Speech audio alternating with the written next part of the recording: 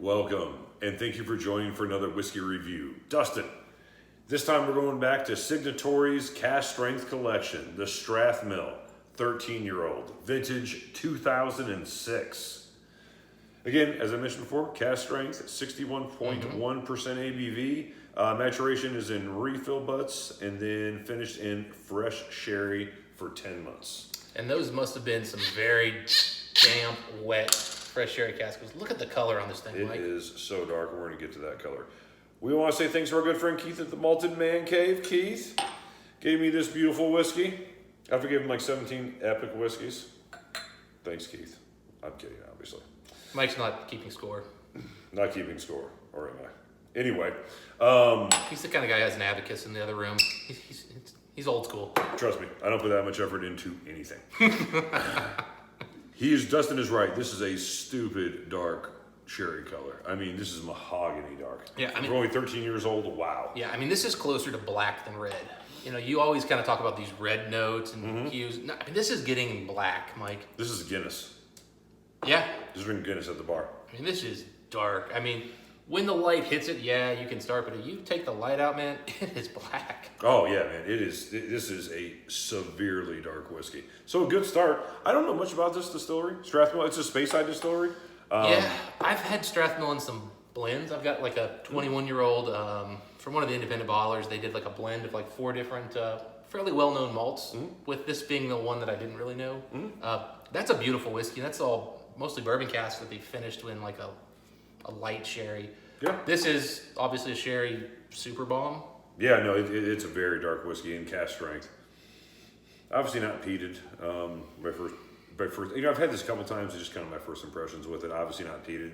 Yeah, we've had this. That makes sense. We've had this with Keith. 3 or 4. He had a couple different signatories that day, so this one didn't stand out for me. But you know, again, 13 years old, and you know, it's always fun to get in these independent bottles because. One thing I've noticed, Mike, is that independent bottlers start taking on their own profile. Yeah, absolutely. And so it's kind of fun, and the more you drink these independent bottles, to start realizing, oh, this note is actually a Signatory note, not a Strathmill. This is a Strathmill. So you start learning that. Yeah, Kate had no compared to Highland Park. Yeah, yeah. Like that. Yeah, absolutely. I'm right there with you. It takes a little bit of time, and I mean, I wish you have to have a few bottles. Yeah, and it's tough because some distilleries, especially sherry casks, are hard to get these days. But Signatory seems to be putting out a lot of sherry stuff. Agreed. This smells almost like pure grape juice initially. It smells like a crayon to me. Purple crayon? Black. Black crayon. Black crayon, man. And I'm getting like this tastes to me like maybe like a reduction sauce. Okay. Maybe grape was in the reduction sauce, like they used wine. But they used red wine in reduction sauce. Sure. So yeah, okay, so maybe the grape is there, but this is very earthy. This is very umami. Yes.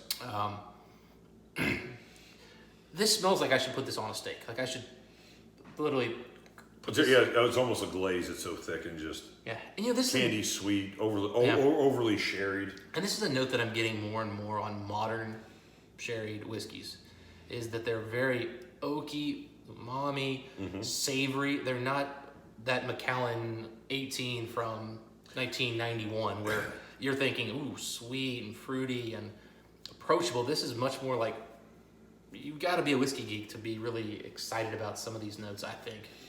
Yeah, I mean, they're definitely different. They're definitely sherry notes, but they come off as seasoned sherry notes, if that makes sense. Cooking sherry. Yeah. It's cooking sherry versus bodega sherry cask. And again, I'm noticing this a lot more and more. And there's a lot of oak here too, which again, usually sherry casks don't impart as much oak until they get old because they're giant. Correct. They're huge, so there's less barrels. There's less contact. There's a lot of oak in here, man. I mean, I don't think it's overly oak, but for only being 13 years old, it smells pretty oak. It's a lot of oak for 13. But that could be some of the little bit ABV driven. 61.1% is really high ABV. Yeah. Now I am getting some custard on here. I can see that. Like, you know, like the Krispy Kreme donuts, the custard filled, not the cream filled, the custard filled. A little bit of that, not quite that sweet, but that's the finish. So there is sweetness here. Yeah, it's not nearly as sweet as you would think it would be from the dark color. Like you think from the color, like, oh wow, we're in for a really sweet, overly sherry treat. Yeah. It's a very insubstantial sherry. Yeah, I'm not sitting here thinking to myself, oh, I'm getting dates and raisins and figs. It's much more oak, reduction sauce, sort of salty, but not sea salt. Not like this is a distillery right by the sea. It may be, but because I honestly don't know where Strathmill is, but I wouldn't bet on it. All the water then is fresh water, you would think. yeah. Although that creamy, that cream is definitely the malt. It's not the cask. Yeah, very indistinct malt, I would say.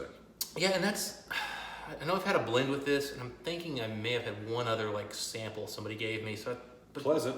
my understanding is that this is a very malleable, pleasant, easily blended malt. Forgettable, but it goes with other things, and maybe it plays. Again, it's one that piggybacks on the casks more than a Springbank, where that Springbank malt. Yeah, I am really, really trying to get hard into the distillery characteristic here. Never easy when you talk about first fill sherry for any amount of time. Yeah. I know 10 months is just an overcoat, but still, it imparted a lot of that cask maturation on you. Yeah, no, I think what I'm getting here is that this is a relatively clean, but not Balvenie clean, but clean malt that is slightly earthy, maybe brings out some slight heavier barley notes. There's a honey note to it. There is a barley note to it. Slight, just a twinge of vanilla. Yeah, I'm really searching there. But it's almost like unsweet vanilla, if that's a thing. Well, it started with the grape soda or whatever it was at first. Everything came off artificial. For me, I'm getting very little sweetness, but I'm not getting lacking sweetness. It's very neutral. But it is heavy, and I'm expecting oily when I get into it. And I'm actually kind of forgotten what this tastes like. I've got a pretty good idea of what it's going to taste like, but I've somewhat forgotten. All right, what do you get, Mike? Kind of reminds me in a lot of ways of Abuna. Chocolate, a little bit of sherry. Not as sherry as Abuna. But that initial kind of, as soon as you swallow that blast of chocolate, dark, bitter chocolate, completely covers the tongue. A little bit of cinnamon, a little bit of clove. And it kind of transitioned into more of a artificial sherry sort of taste. I don't know, what do you pick up? I think you nailed it with Abuna. Yeah. This is absolutely, it's apple hour. Not the old ones that were epic, but the newer ones where you're a little... Yeah, you want a little more. Yeah, the alcohol's there. This is a little older, a little more refined than some of the newer ones I've had, but not... It doesn't taste not young. much. This doesn't taste like 10-year or younger whiskey. It does taste older. It's a medium age. Yeah, I don't get any that off the still notes that I get on young whiskeys. No. It's not there. It is a savory vanilla barley sweetness on the back end. Okay, I agree with that. Yeah, it's interesting, Mike. Yeah, I mean, at the end of the day, it's a different sherry note. The sherry note I'm struggling with a little bit. I've said, it's more like grape soda. Did you water this or not? Yeah, I did mine for sure. Yeah, let me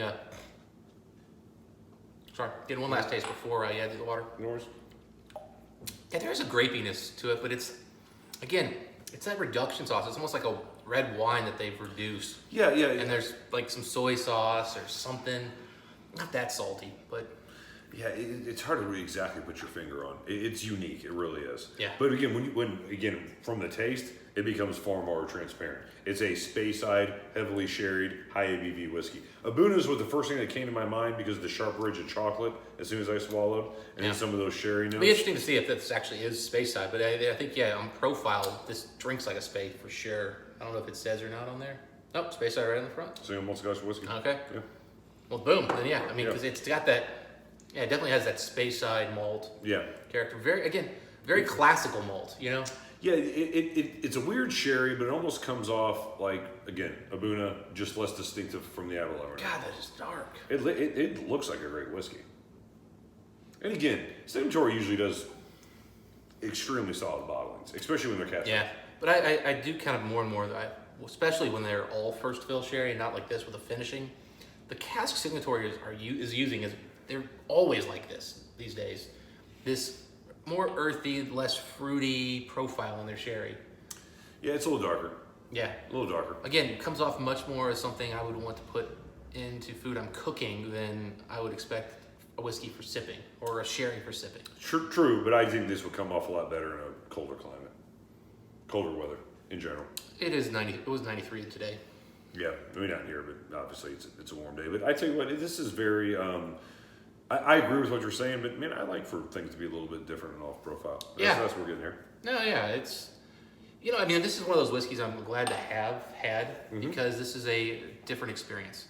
I don't get sherry and crayon together very often. I don't get like that barley and vanilla malt with that. You know, it's There is a different. sweet vanilla malt to this. Nice whiskey. I think I actually want to try more Strathmill, like just a bourbon cask one, because I think the malt's actually pretty enjoyable. There's almost like a sugary cinnamon cookie kind of right at the end too. Ooh, I am definitely smelling some cinnamon now. Almost like a cinnamon sugar cookie is the best way I could describe it. Water really helped this. Yeah. I mean, actually, there's a few more dessert kind of Christmas flavors. Oh man, no, water, night and day. Water really brought out the sweet malt. Yeah, it calmed down the chocolate big time. Yeah. And let you really to kind of get into that distillery characteristic, which is just candies and fruits. I mean, really for the most part. Darker fruits. It pushed the oak and that, honestly, it pushed the sherry out of the way because the sherry is the worst part of this whiskey. Yeah, chocolate covered cherries now. I think the malt's the best part of this whiskey. And I think at 13 years, it's actually it actually comes off like it's got some good quality aged whiskey in here. The cask is honestly, I think honestly, it's my least favorite part of this is that sherry casking. It's different. Especially that first fill they used to finish this one. I don't know that again Yeah, you're probably right. It took it in a different direction from where it was from because I think the distillery characteristic, once we added water, came out a bit more. And again, it just tasted beautiful. I mean, again, it was candied, spicy, a little bit of fruits, came off very dessert. Yeah. I mean, if this is maybe some of that's the cast. I don't know the price point on these, but I generally expect around $10 per year, so about $130 is my guess is the ballpark of this one. Yeah, I don't know. And it's not a well-known comparatively, like this isn't a premium distillery, so it's probably in that range, and that's probably not a bad price. Yeah, really. If you got it for less than $150, I would say it's a good buy. Where as far as whiskey score on this one? Probably about an 86. 87. Okay. I was thinking like 86 at first, but I tell you what, man, once you added water to this, it knocked it up a point for me. Yeah, it's still got some oak spice that I just don't enjoy, and there's a little bit of a Actually, with water, there's quite a bit I enjoy about this. there's a little bit of a medicinal thing on the finish that comes in with the oak that I don't really enjoy. Everything else I like. It's got really nice malt, sweet. It's got the vanilla. It's got a little bit of the cinnamon, a little cookie. Doing a lot of stuff right. Yeah. And also the water, because it was 61% to start, the water's actually really made it actually very enjoyable to drink. Yeah. Really nice, oily, rich, viscous. I agree. Really well done whiskey. Yeah, I was at 85, 86 before water, but with water, it knocked it up a point. Yeah, I was actually a little lower before water. But again, both of us thought more highly of it once you added a few drops of water. Yeah, so definitely if you pick up this, add water. Yeah. All right, so that's where we're at with this one, the Strathmill, 13-year, 2006 vintage. Dustin, if you've ever had a chance to try this one, not many bottles. Only 709. This is bottle 675. Yep. Let's know what you guys think. Until next time, what are those folks? Happy drinking. See you then.